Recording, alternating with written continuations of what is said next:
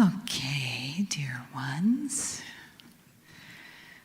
So breathe yourself in from the outer reaches into the center of your body, and let your breath take you into your heart.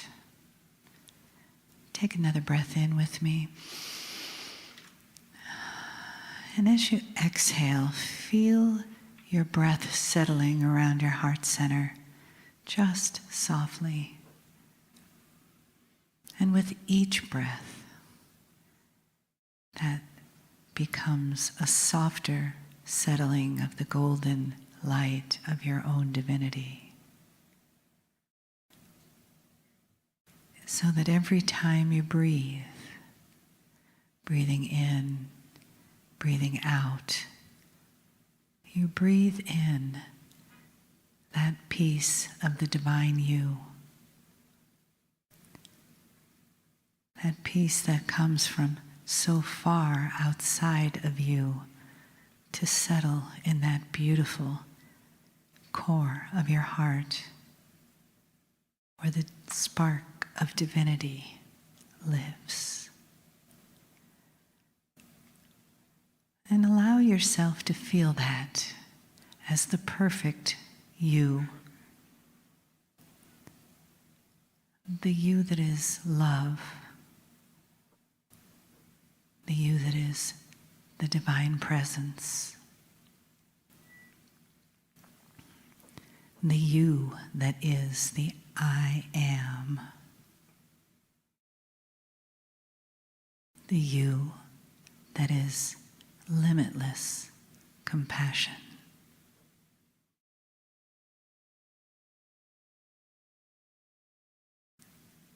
Feeling that spark burning just brightly inside, knowing it's exactly, perfectly you.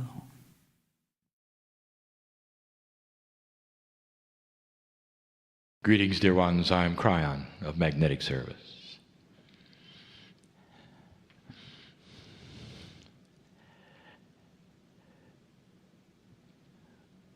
The message is short,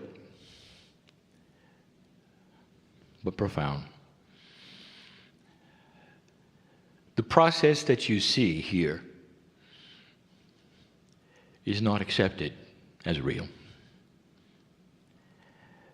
And so I speak to those right now who have a special dispensation of logic in their minds, where they have opened that which is a belief channel to include the potential of what you see. And if we could draw a picture of it for you, it is simple. For eons of time, you're used to one kind of thing, and this is not one of them. You build bubbles of belief that we have talked about before that are so strong and so structured that not only is this not acceptable, it's often frightening. And that is a paradigm that is being shattered. What you see here this day in this chair was commonplace for the ancients. There were some circles of elders who each of them in their own way had shamanic energy, who would pass a stick which they called in many places the talking stick, or the freedom stick sometimes. Common to so many of the tribes that have never even met each other, where as they passed the stick to the next elder, he would take a breath and go into trance and channel. He would tell of the tribe, of the things to come, of the potentials of the day. Sometimes in the process he would even weep. Not a very good sign of strength. but acceptable in the circle. A connection with the earth that only an elder and a shamanic energy was allowed to have. This was their priests, the ones who could speak to God. In later years, they paid the price for that because even the tribes knew they could do this, and they became outcasts, often living alone at the outskirts of the village. And I want to tell you, dear human being who sits in front of me, that's why you're a hermit. And you know who I'm talking to. Because that was your safe zone. You didn't have to do readings, you didn't have to do healings unless you were called upon. You didn't have to answer the hard questions. If you could be alone and remove yourself from the rest of society, even back then it was safe. Many did not have partners. Even that was too much, for the partner would be attacked. You were different, you were odd, you were strange, and you were also the healer and the wise man. Does this ring a bell to any of you? Can you search your Akash and feel this? Because an old soul who sits in a chair in 2015 has a high potential that you've been there and done that. Sometimes it actually affects the lifetime you have in negative ways. Do you know anybody who you are absolutely sure has shamanic energy and profound wisdom, and they deny it? And they don't want anything to do with a meeting like this. They will never go to hear a channeler. And I will tell you the reason is because they've been through it, and there's a part of their psyche which is afraid of it because of what happened the last time they did it. Good people, compassionate people, they just don't want anything to do with spiritual things. These things start to make sense, and they're common. Channeling is correct and proper when done with compassion, with integrity, and understanding. What you see here in this chair is a very old style of channeling, and it's going to go away. The idea of coming to a place where you meet and listen to any human being in a chair give you information someday will be laughed at. It belongs with the buggy whips because you will have it internally. And you're not going to have it like you see it. You're going to have an intuition developed system-wide that is natural, that comes from your DNA, that allows the innate of your body to know everything. Who you are, where you came from. It opens your Akash. When you're born, you will remember you're here again.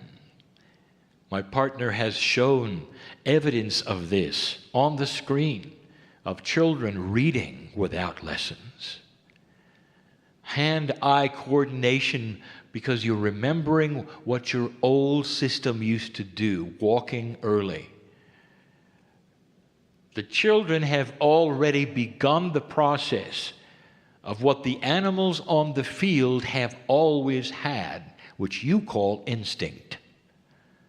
We've told you before that you can have a beast on the field born running with the herd in hours and even knows what the enemy smells like, and a newborn human baby is helpless. There is a block that has always been there because your DNA is not operating at full capacity, and now is the opportunity for change. What is coming in space, what is coming naturally, what is coming that the Mayans saw with their new calendar, what the ancients saw. We have a Hopi master here. He knows, for it is ancient. The prophecy that a day would come where humanity would finally finally start to have the wisdom of the ages. That's the prophecy that we speak of. Not new, but old. So it's the new old age, isn't it? A return to common sense, spirituality that is independent of prophets, men, women. And they would be the first to agree if they could be on this stage. And if we said, what do you think? They would say, it's about time.